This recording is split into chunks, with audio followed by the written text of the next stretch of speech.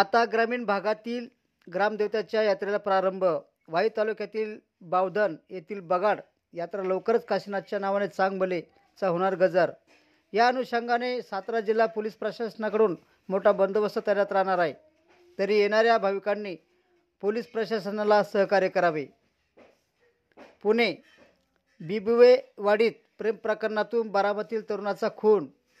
तरुणीच्या पतीसह अल्पवयीन साथीदारावर बिबवेवाडीत पोलीस स्टेशनमध्ये साथीदारासह गुन्हा दाखल. पुणे जिल्हा हादरला. बाप लेकीच्या नात्याला काळिमा. सावत्र बापाने केला आपल्याच मुलीवर बलात्कार. लोणीकंद पोलिसांनी आरोपी सावत्र बापाला ठोकल्या बेड्या.